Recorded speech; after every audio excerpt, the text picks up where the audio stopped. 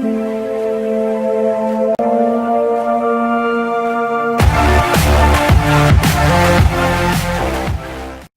are live. Thank you for joining us on Chatter, Southwest Florida. I am joined today by, there she is right here, Doctor, do you go by that? Yes. Melissa Harmon, Harmon.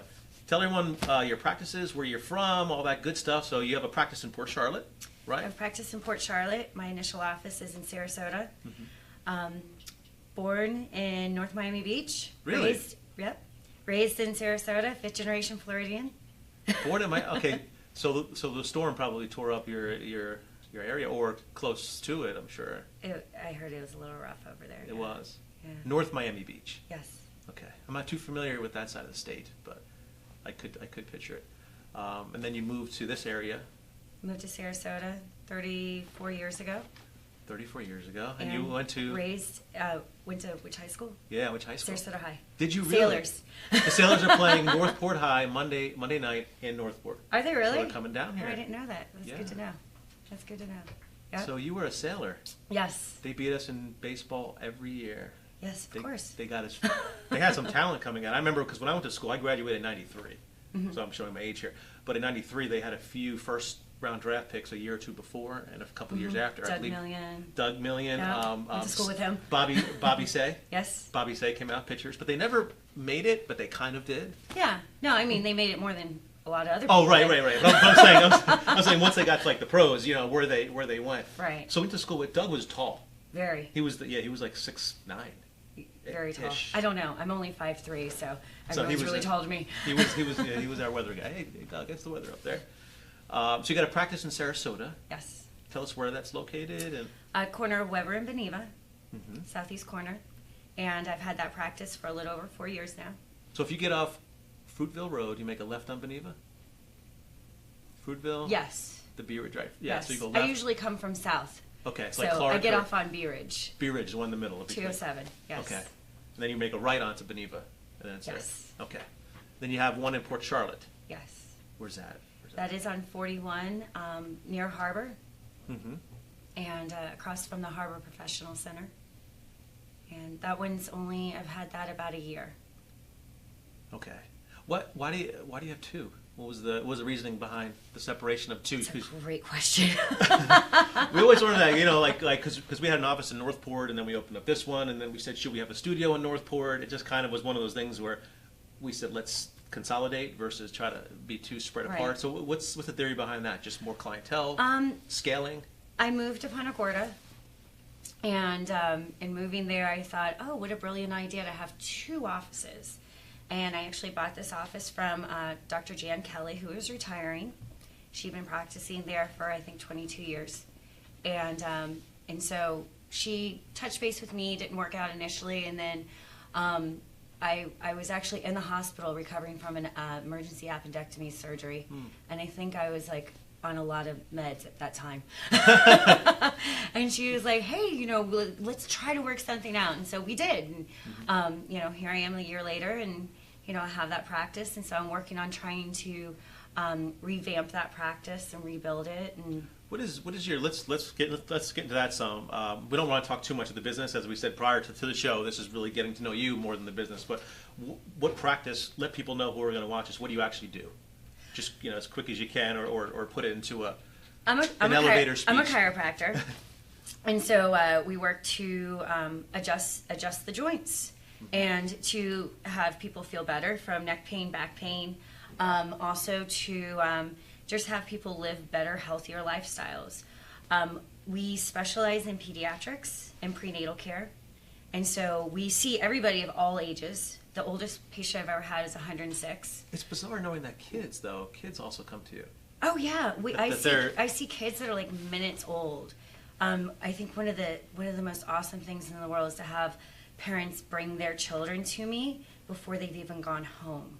Like they're coming from the hospital or from the birthing center, Really? and they're bringing them to me because we've seen the mom throughout her pregnancy, and then we want to check the child and make sure that labor's hard, not just on mom. Labor's hard on the child too, and so we want to make sure baby's good. Baby has the first step into this world, and they're taking it right, and they have everything functioning the way that it's supposed to be functioning. You just don't think about that because you always focus on like the mother when they're having a child. You never Right. think about Right. that it is tough on the baby And, as well. and most people think of chiropractic and they think, oh, I'm in pain. Right. Not just functionality and like how somebody's functioning. To have a mom bring their child in and say, oh, I'm having difficulties with breastfeeding and latching, and then you're able to adjust a child, and it's very gentle. It's so different than how you adjust an adult. And you adjust them, and like immediately that baby's latching better. And that's so powerful. To me, there's nothing that makes me happier than seeing that connection between and that bond between a mother and child, and the mom's been struggling, and all of a sudden they're able to get that latch work properly. Now, when you're saying adjusting, so you have a baby. A baby's a week old, and you're saying adjusting. So it's very fragile, obviously, right? A baby is. I mean, I'm assuming. Again, They're pretty tough. But they are pretty tough, so they come out all their part. What type of adjustment do you do? Like, do you lay them on their back? Do you turn them on the side? Like, just give me. When we move them all over, when we're doing our initial assessment, especially, or every time, honestly, a child comes in, we're holding them. We're seeing how they respond. We're looking to see head rotation. We're looking to see how their hips are moving. You know, we're feeling all along their spine. Reactionary, so kind of to them, because very much so, because they can't tell you verbally. Right here. Right, like right now I'm thinking like my neck, I want to crack it. Right. Yeah, no, please don't do it. It's bad for your neck? Yeah, you shouldn't do that yourself. Oh, you don't want to hear these stories. Okay. Yeah, let's not go there. We'll talk about that later. Okay. But yeah, so it's very much you're having to look and assess that child, and you're having to look at their responses to things, and feel. So it does take practice. That's why they call it practice, right? Because you're in practice. You're constantly practicing. Sure. But yeah, you're assessing the child. You're seeing what's going on, and it's so different than an adult. It's so gentle. And sometimes it's just, a little touch, and you're just making that contact, and you're holding it until you feel a release. We use some instrumentation also. Okay, so you feel what? What is that feeling? So you're saying you feel like a, because when you crack whatever, there's that you can kind of hear, right. or what do you feel? Is it you're not like listening for pressure, that audible? I always tell my patients, don't get addicted to the crack. Oh, so I just cracked my wrist. There you go. So don't get addicted to that. You don't have to have that to know that something moved. You don't need crack. As adults, we usually associate that with it moved because Yeah. your joints are moving around. Or as my 8-year-old says, your joints are farting. Yeah. And so that's what you're getting. And as an adult, we get way more of that because we have those joints with more space. In an infant, you're not really getting a whole heck of a lot of audibles. You're really just feeling like a muscular release. Mm-hmm. You're just feeling, or you're looking at the child, and a lot of times when you adjust them, you can just see them just... It's Gotcha. like they've taken a deep breath, and everything just kind of relaxes. Right. When you're done, you're looking to make sure, is the head rotating to both sides equally? Mm-hmm. Are they moving a little bit better? As they get older, are they crawling better? Are they walking better? It's so fascinating. Now adults, I guess we're just going to stay on this topic because I am fascinated by it. So for an adult, because I've never been, so if I ever went, so that audible sound, you're saying don't get addicted to the crack. Crack is whack. What is it saying? So, but also that, because I do know when you crack your wrist mm-hmm. or knuckles or whatever the old that saying is, there is that release, there is that tension. What is that? Is that air pockets? That's calcium deposits? I mean, what is it that gives it that sound or that feeling? There's a lot of debate. Or is it mental? Well, I think there's a lot of debate. I explain to my patients that especially when you self-adjust. Our job as chiropractors is to go in and to move the bones that don't want to move, the ones that are stuck. Oh. When you self-adjust, a lot of times you're adjusting the same segments over and over again, and you're creating a hypermobility. And so when you create a hypermobility, you're not moving the joints that are stuck, you're moving the joints that are constantly moving. So you're getting those cool cracking noises, right. And you're feeling like an endorphin rush or a release, a chemical release, because you're going, oh, that feels so much better. But if it feels better, you're not going to have to do it every single day. I would never want to adjust a patient every single day. If I have to adjust a patient that much, they're not getting better, and I'm not helping them. No, I got you. Yeah, so I understand. My job is to see somebody get them out of that acute situation, and then back off and have them stabilize. So we adjust the things that don't want to be adjusted. When you do it yourself, you're adjusting something that's become hypermobile, and so you're actually perpetuating the problem, and that's why you have to keep doing it, because you're never fixing it. So that's why it's important to go see a chiropractor, so they can find those joints that are stuck. Now, do you recommend people going to see one just because, just for like a precautionary thing, or just say, hey, I'm going to start doing sports? You know, should people just go see you, say, just because I'm fine right now, but is it good to go and just, you know what I mean, can it be precautionary, or is it when I get hurt? But don't answer yet. We're going to break to commercial. We got 30 seconds. We'll be back on Chatter, Southwest Florida.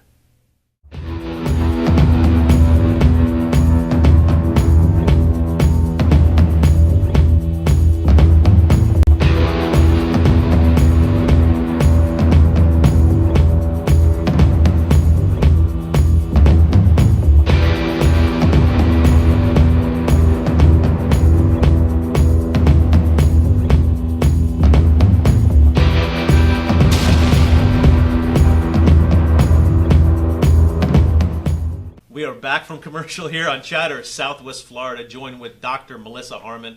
We're just talking about cracks, don't get addicted to crack, and all this good stuff. So the question was, for instance, I was saying Jack plays sports. He's fine at this time in his life because he's 25 years old and he's fit. But when you hit 40, you're going to be aching.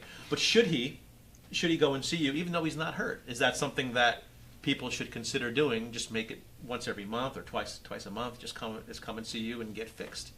I always advocate well care, because it's way easier, way less time consuming, and way less expensive to take care of yourself first than to have reactionary care, where we're trying to fix something that's now been injured.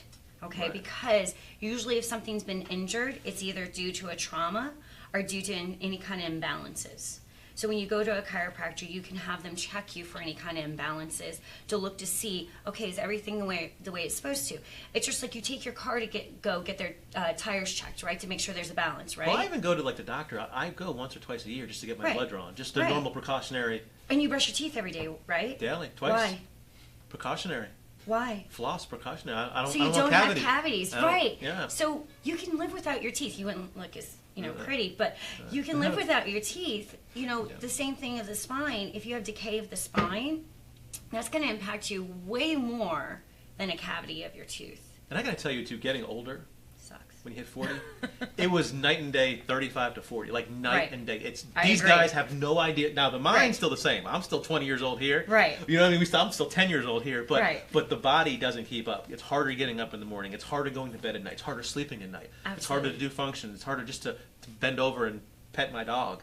Right. Right? It's just very bizarre, like how the body just starts to break down to it. So precautionary stuff is definitely something I got to start thinking about. Let's ask some personal questions. Okay. One thing I wanted to ask you, because I spoke to somebody who spoke to you, the business community.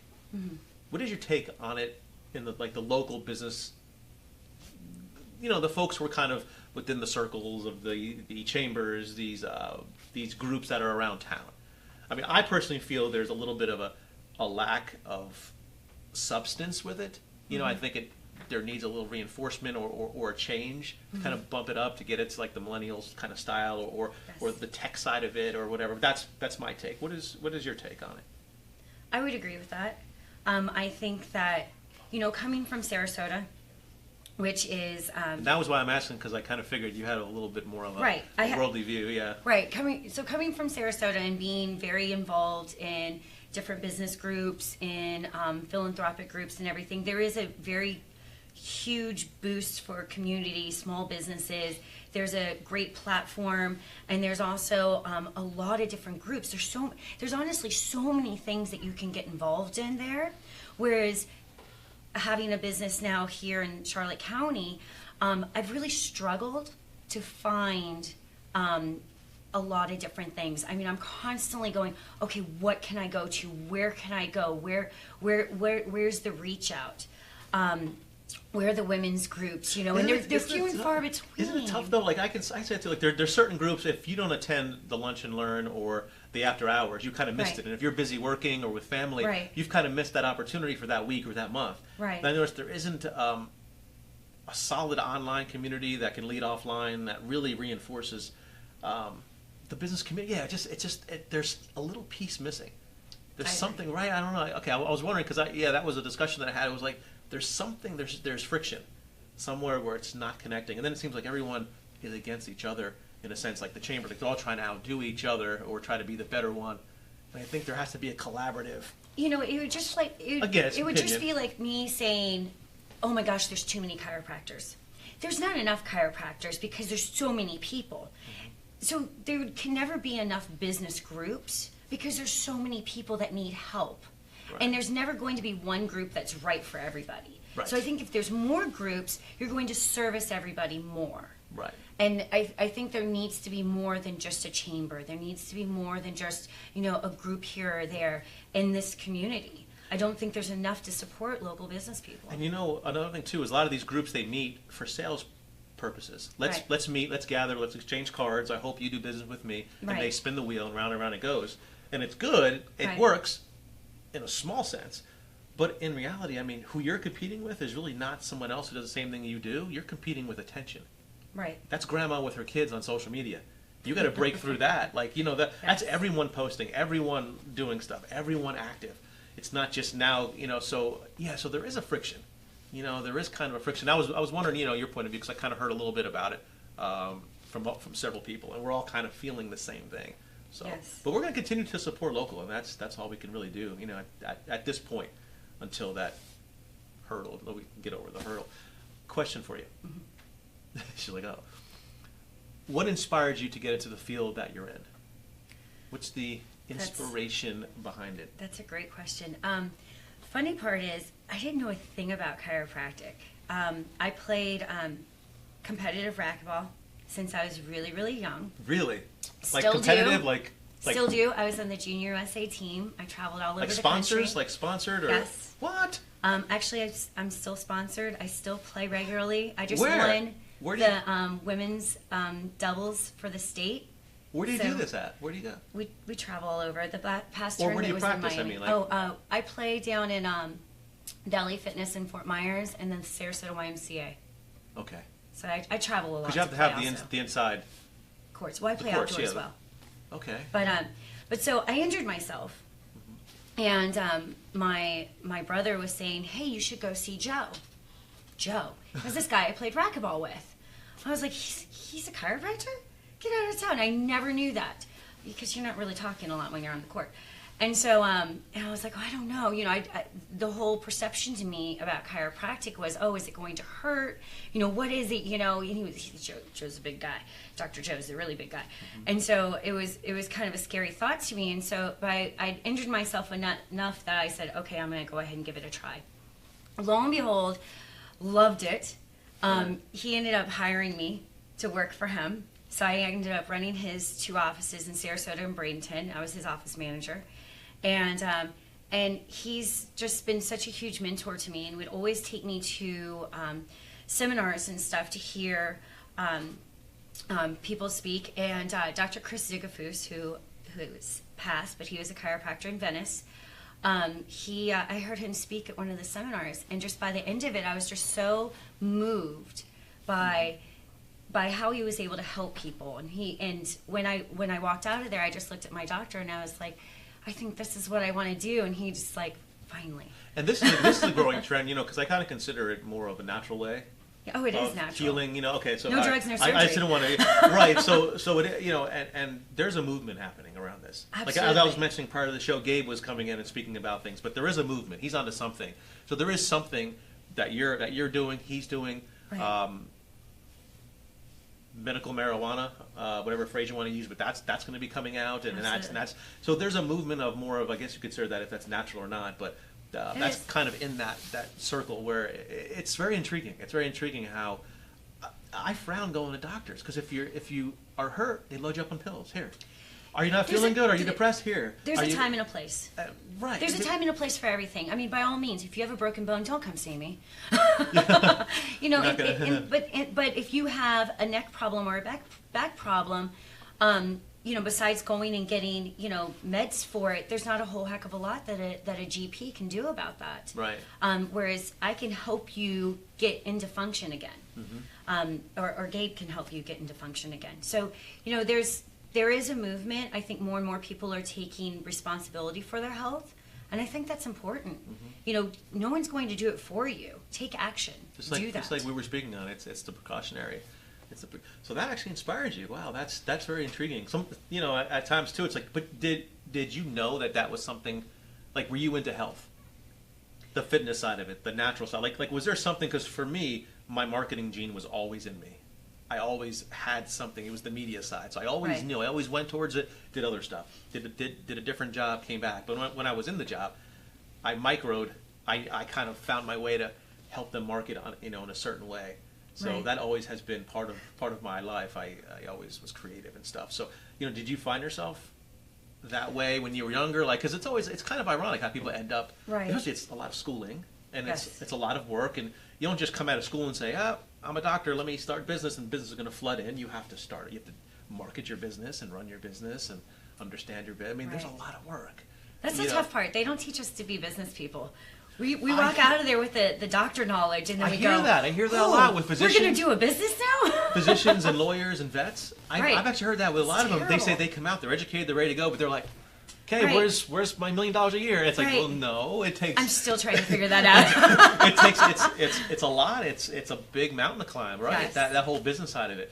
But it's just unique that kind of inspires you. Another question: what is your morning routine? Oh, coffee. Man, how many cups prior to getting out of the house? 2 of these. 2 tumblers. Two tumblers. Do you live? Before getting out of the house. I'm sorry. 1 of these before I leave, and then 1 on the road. If you love coffee, I don't know where. I don't have to stay because this is live, and you don't say where you live, but what city, what town do you live in? Punta Gorda. Oh, so you're over here. Okay. Yes. I was going to say there's that coffee shop in Northport. I've been there. We just purchased the tumbler. It's $75, and it's free coffee as long as you bring the tumbler in. Up until December of 2018. Oh, wow. It's just out of the way for me. Right. I've been there, though. It's a wonderful coffee shop. So if you were in Northport, I would say that's a great way out going to, like, Absolutely. you know, going to your offices. I would love to have a coffee shop like that here. There's there's Mercer's, which is over the bridge, but they need one in Punta Gorda. They do. A nice, cozy one. Like this room would be nice, right? Some chairs. That. Yes, I would love that. Christian, we're going to open up a coffee shop here. Do that. Shop Please, local is going to coffee. We need that. We really, Shop really local do. is going into coffee now. And no offense to Starbucks, it serves its purpose, but not as I want something. Yeah. I want something local. I want something homegrown. Okay, so your morning routine outside of getting dressed and all that, coffee. That is your go-to source of. Yes, I turn the Keurig on So the Keurig. as soon as I wake up. Look at this. You can take There a party you go. gift with you. What is your go-to flavor? Do you like the more of a light roast, a morning? The caffeinated kind. Decaf? Oh, the caffeinated. I said kind. decaffeinated. So just whatever's the strong. So whatever. Okay. Whatever's available. But yeah, coffee. Morning routine. Is there something that grounds you? Because I always say there's an anchor. I personally, I'm not going to say what it is. These guys don't even know what my anchor is, but I have an anchor every single day. Some people it's Bible. Some people it's just the coffee, just the quiet. What is that anchor to you? Every day there has to be something. Between businesses, I have 3 kids, a partner. It's coffee, and I have 2 dogs. I go and let the dogs outside, and just sitting outside, and I don't know, I love being outside. If I could have a table with an umbrella and be outside sometimes, I've thought about that. I would love that. I just reconnecting, walking around the yard, no shoes, connecting to the earth. So you're a Florida girl, so the heat is. Oh, yeah. So you love the heat. Because I love the heat. I'm more of a I'll mountain. sit in a hot car. I'm a mountain guy, so I love the cold mountain. I can sit in the snow, and that's like my happy zone. Where some people are, they would say, just give me an umbrella on the beach, and I'm like, I can't do it. I can't do the beach. But the snow I can do. So yeah, because you're a Florida girl. So that's your anchor. I'm always curious. I'm always curious about that. What people do, in the morning. What is their anchor? And because I didn't have one for years. Like these guys here, they might have not found that yet. But once you find that anchor, it propels you, doesn't it? Kind of then right after that, you're refreshed. Right. Okay, I have to have shower, that time dress. to myself before I wake up the rest of the house. It's like I'm sneaking out with the dogs because I don't want anyone else to be awake. I don't want to hear mommy. I don't want collar to till hear you get outside. Nothing. Right. Just go. Just go. All right, well, we're going to wrap up very soon. I got one more question to you. Yes. For you. What was the last item that you spent a ridiculous amount of money on? And it could be ridiculous, could be $25. Ridiculous could be thousands. What was the last item that you just said, I'm doing it. I deserve it. I'll tell you mine. Shoes. I'm wearing these suckers. These things were very expensive for shoes. But a dress. like watch, a dress. How much? It was $1,000. If your husband's watching, you know he's at the. No, he knows. Oh. It was $1,000 at Saks. It was for a wedding at the Ritz in Naples. I felt like, and it was just that black dress. So I was like, you know what? One day I will wear it again. Lord, I hope I stay that size. But it was like buy the dress. You work hard, play hard. Buy the dress because why have regrets? $1,000 dress at Saks. Saks Fifth Avenue in Sarasota? The one up there at the I know there's Saks there. There's Saks International. UTC, yes. At UTC, at UTC. We had Jeff Tomas sitting in the seat. What did Jeff say? I don't know if the crew. Dinner. Oh, Jeff said, but I said, what was the last item he spent $100 or less on? That was the most important purchase that he made. He said dinner with his family at Prime. Oh, that's a great purchase. Yes, I would say. How about that too? We'll ask that for a final question. Yeah, we do. $100 or less. What is? $100 or less. And it can't be food because we already tipped you off. And it can't be food. Oh, because I was going to say wine. Well, that's not really food. Do we have any wine here? No. No, I would say when we went to Orlando to run from Irma, which thankfully we didn't get too hard here. A nice bottle of wine with a girlfriend of mine from grad school who practices in Orlando, and just I think time with friends and bonding, that to me, that money is so well spent. Especially when you find that one friend that you might not speak with for 3 months and you pick up where you left off with. Oh, always. That's like the greatest thing in the world because I have one up north. Chris, he's back here. He's another one kind of like if I don't see him for a week, we catch right up. There's a couple of friends that you have a kinship with that. It's deeper. It's deeper than just the average, acquaintance or friend that you just meet. So is that kind of friend? Yes. Yeah. Absolutely. And she's a chiropractor as well, so we can talk shop. But amazingly enough, we really don't do that very much. We talk kids, we talk, social stuff. It's just complain. Because me and my friends, we complain a lot. Really? We like vent it out. We like vent it. I'm like, we like vent it. Then we're good. and then we're like, all right, hey, let's talk about sports. Let's talk about fishing. I think we try to solve the world's problems. No, I'm kidding. I'm sure there's always some complaints in there. A lot of it's supportive. Yeah. A lot of it's encouragement. It's that's awesome. I'm so happy for you. And what'd you think of this? And it's very positive. I think surround yourself with what you want and. I love positivity, so I like to try to keep really positive people in my life. And I'm kind of going through that flow where I'm calling it's trimming the fat. Yes. I'm trimming the fat. I'm at that point in life where it's like I've wasted too much time on things. And it's people too. I shouldn't say that because every human's special, but the things in my life which they brought in that fat is getting trimmed, and it feels good as long as you do it right. As long as the intent's right and you do it right. When you trim, it feels so good, and when you say no, it feels so good. I'm learning that. Even though you want to, because I want to give everything to everybody, but sometimes you just have to say no, and unfortunately, it's hard. It hurts because I go back and forth with the word no. Yeah, it's hard because you want to be a people pleaser, and that's my thing is that I try to people please, and so I want to do everything, and I'm learning that too because when you're juggling business, family life, social interests, working out, everything else, and trying to say no, it's just. I can't do this right now. Yes, I know. So, I'm right there with you. But thank you so much for joining. We're done here. Can you zoom in on this here? We're going to zoom out. Thank you so much for joining us with Dr. Melissa Harmon. And we are live on Chatter, Southwest Florida. Look later today. Christian's going to edit, drop commercials in, bottom thirds, all that good stuff for the final edition of this episode. I think we're on episode number 4. This is episode number 4 of Let's Chat. Again, thank you for joining us here on Chatter, Southwest Florida.